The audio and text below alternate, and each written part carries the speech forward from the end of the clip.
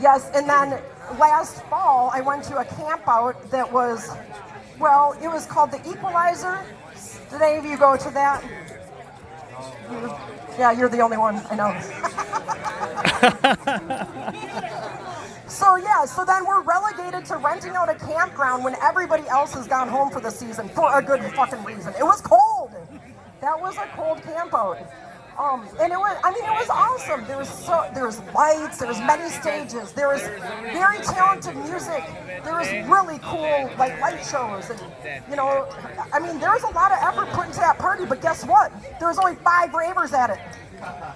There was DJs, there was promoters, there was sound people, light people, there was vendors, there was plenty of drug dealers, just no dancers to get them. So sad, what a waste. Yeah, the dealers made, they used more of their own stuff that night than money. But anyway, so yeah, I wandered from one lonely stage to another until I finally called it in for the night, and I tried to go get some shut-eye in my tent, and I was just shivering in a ball on my God, my techno-laced dreamland. Oh! And then I woke up and I was warm and I was happy, and I thought, yes, I made it, I survived the night and I made it to the morning. And then I farted. My head was under the cover, that's why I was warm. Yeah, didn't really make it to the morning.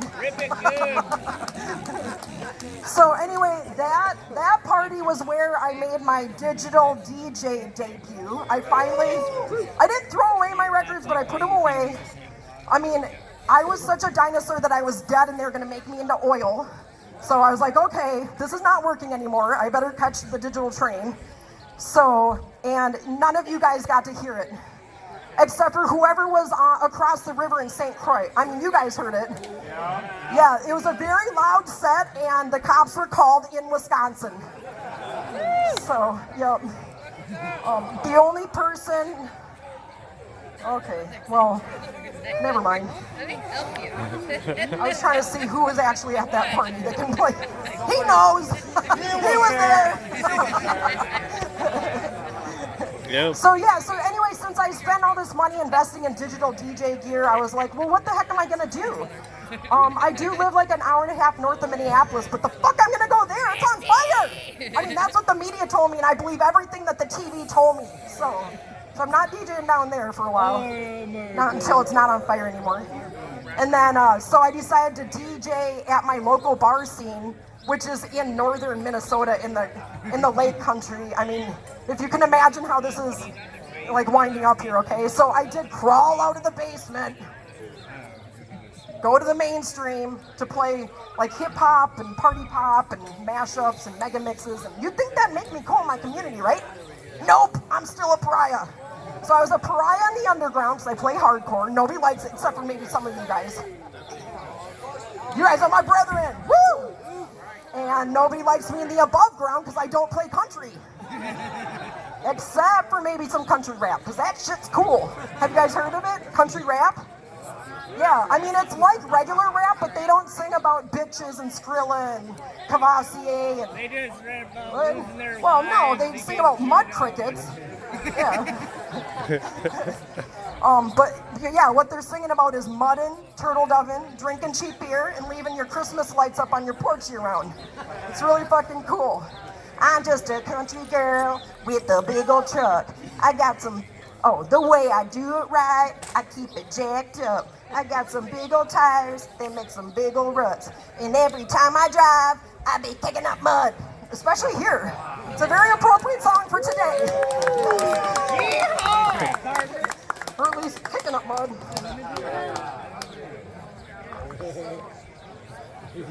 Gravity almost got that on. Oh, thank you. Yeah, I'm surprised I'm actually doing this good because I drank the Kool-Aid again last night, but that time I kind of got tricked. I'm a little bit naive. What am I thinking? I don't know. When somebody hands you Gatorade and says, want some Kool-Aid, hello? Think about it, Charm. And when they say it's grape flavored instead of grape flavored, that was the other clue, right? Yeah. Anyway, so,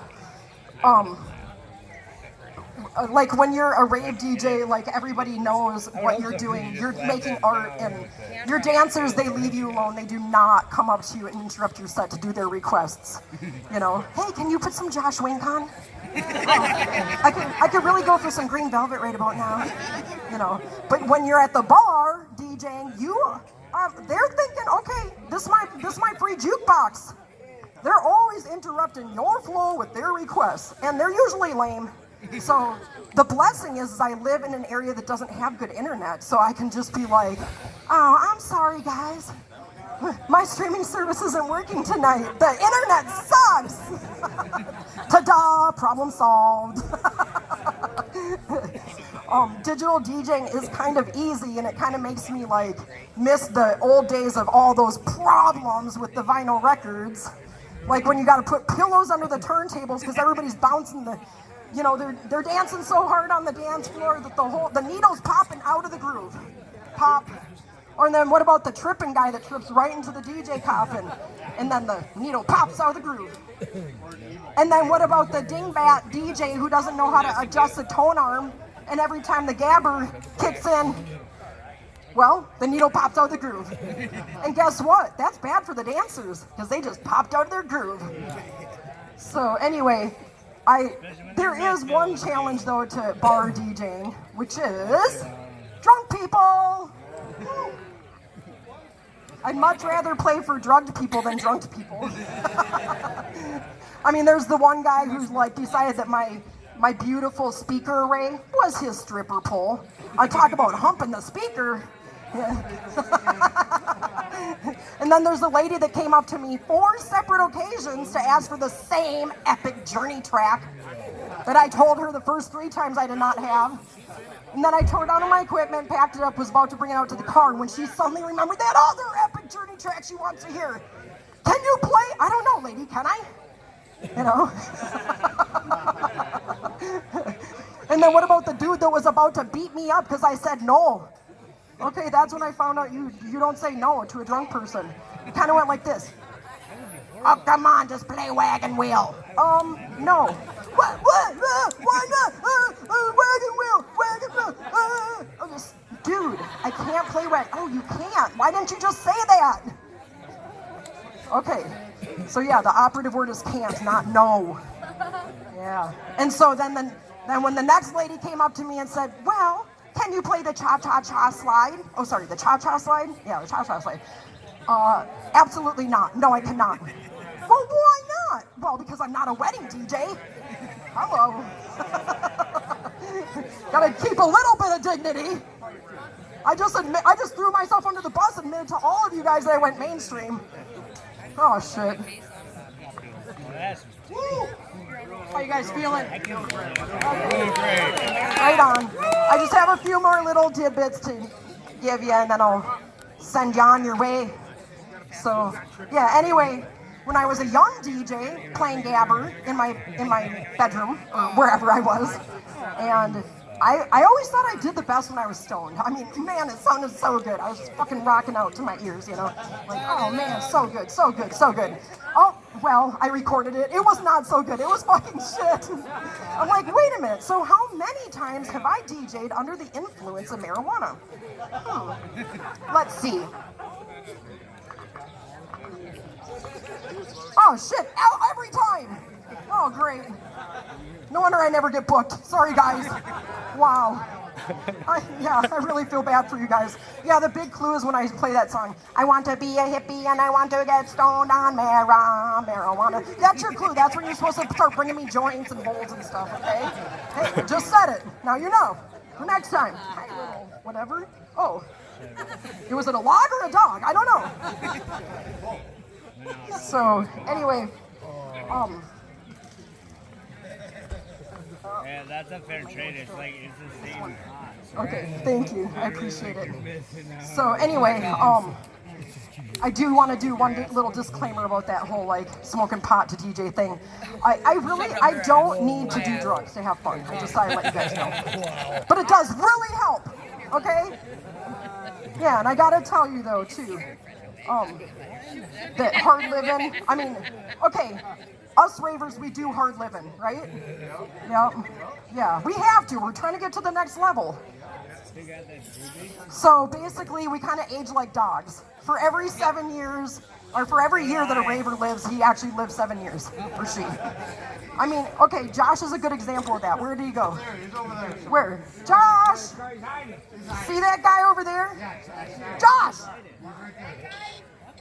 He's turning 27 today. Happy birthday!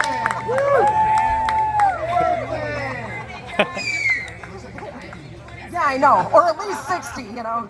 So that's my point. Happy birthday, Josh. So, yeah, now the one thing I do want to warn you about, you probably already know because some of you are as old as me, but some of you are not. So, anyway, your kids are paying attention. They are watching you like a hawk. They want to know what the fuck you're doing. So, when you're in the garage smoking pot, they know. They know what you're doing, okay? Quit being so weird. So, anyway.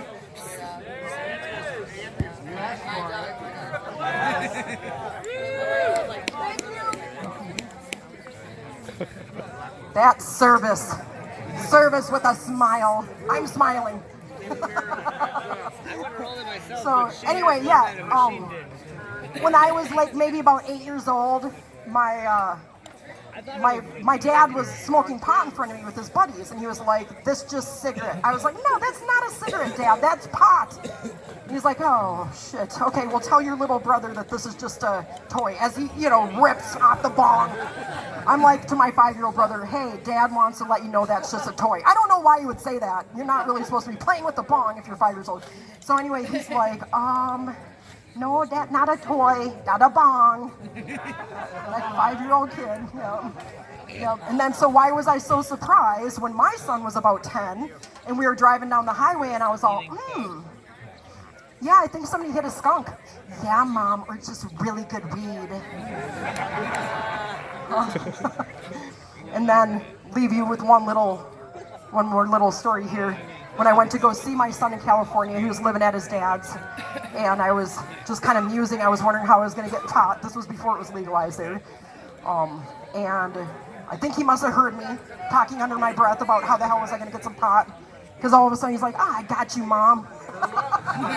My 16-year-old son's got me. He goes on top of the fridge, opens the cupboard that does not lock, okay? Pulls down the jar. Wait, hold on.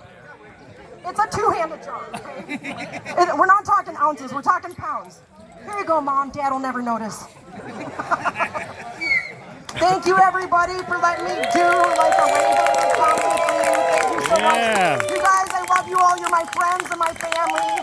Thank you for letting me be your extended cousin, as weird as I am. You might not want to bring me home to Mom, but yep. Okay, right on. Okay, thank you. Everybody make some noise for Gabba Girl, the rave queen comedian. Yeah.